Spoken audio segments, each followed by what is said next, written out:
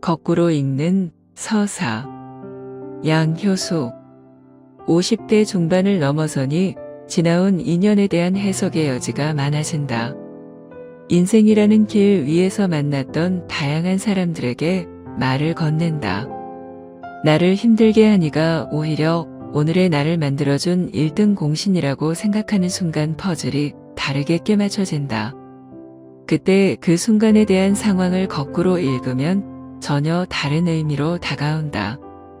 우선 그렇게 힘들었던 순간도 모두 지나간다는 지나감에 대한 감사가 일어난다.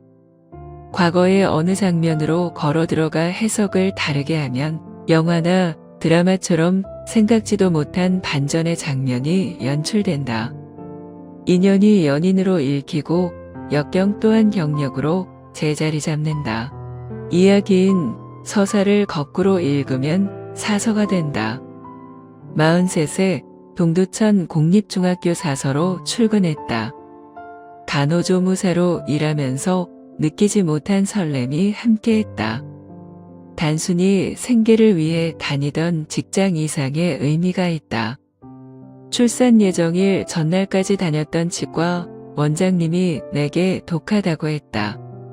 며칠이라도 쉬었다가 애를 낳으러 가야지 36세 만삭인 나를 어이없고 안타깝다는 시선으로 바라봤다. 원하던 자연분만을 하지 못하고 퉁퉁 부어있는 내게 아름답다고 말했다. 나를 향해 아름답다는 말도 하실 줄 아는 분이었구나 싶은 게 울컥했다. 그분만의 서툰 표현에 상처받았던 순간들이 주마등처럼 스쳤다. 지금 내 나이였던 원장님과 21살에 내가 만나 15년을 함께했다. 탈북자들이 모여있는 하나원의 주말이면 가서 이를 치료해주고 말레이시아 방디섬에서 의료 선교도 했다. 인슐린을 맞아가며 당신 재능을 흘려보냈다. 늘 덤으로 산다는 말을 하며 당신 몸 또한 기증하겠다고 서약했다. 당신보다 먼저 떠난 아들을 가슴에 묻고 이전과 다른 삶을 살았다. 노후에도 일이 있어야 하고 일을 놓는 순간 팍 늙을 거라며 자기만의 동선과 이야기를 만들었다. 악어와 악어새처럼 단골 환자와 지내다가 치과 문을 닫을 수밖에 없는 상황이 왔다. 무리수가 뒤따르고 더 이상 욕심이란 걸 인정했다. 그녀 나이 80이었고 오래된 당뇨와 치매로부터 당신을 지켜낼 수 없었다. 노화는 마치 당신이 유능한 치과의사라는 걸 비웃기라도 하듯이 우선 치아부터 무너뜨렸다. 다른 치과에 가지 않고 결손 치아를 고스란히 드러낸 채 맑게 웃었다. 애 낳으러 가는 내게 병원으로 다시 돌아오지 말라고 했다. 안 그래도 다시는 돌아가지 않으려고 발버둥 치듯 주경야독하며 살아온 걸 이미 알고 있었을 테다. 원장님은 엘리트 코스만 밟아온 치과의사로서 여장부처럼 살았다. 작은 체구에서 뿜어져 나오는 음성이 크고 늘 당당했다.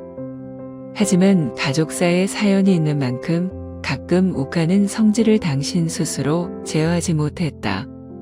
그럴 때마다 치과 진료실뿐만 아니라 대기실에도 긴장감이 고조됐다.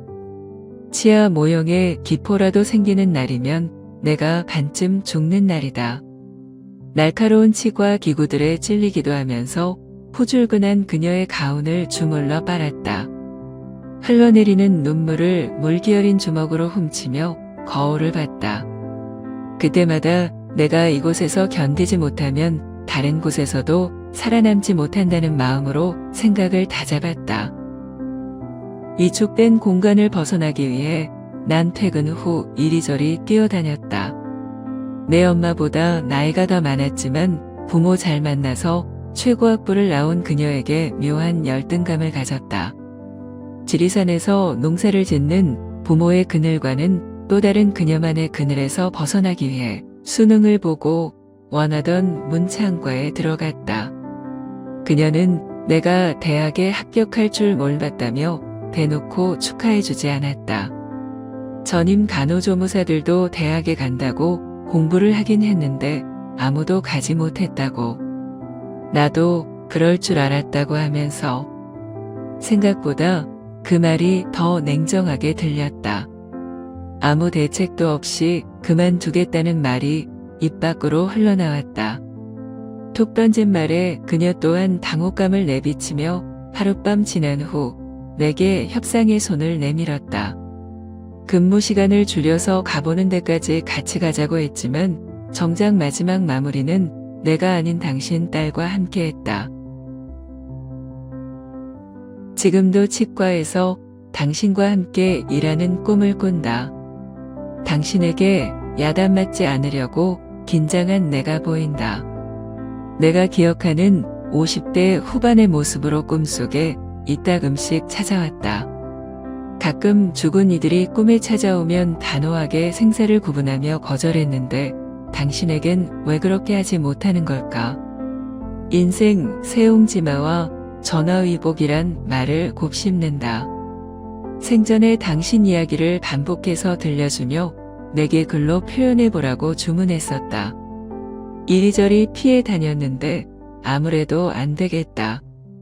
7호선 전철역 인근에 자리 잡았던 치과 간판이 사라진 지 오래됐다.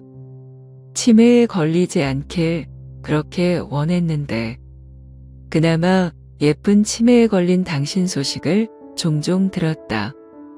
보고 소식을 듣고 당신의 아름다운 그늘에 대해 두루 생각한다. 당신의 장례식을 치른 후 몇 달 뒤 내 아버지도 돌아갔다. 대학에 보내주지 않았다고 원망했던 아버지 덕분에 난 당신을 만난 거라고. 어느새 학교 도서관 사서로 일한 지도 치과에서 일한 만큼 흘러가고 있다고. 나만의 이야기 그늘을 만들며 나아가는 중이니 지켜봐 달라고. 우선 내 안부부터 전한다.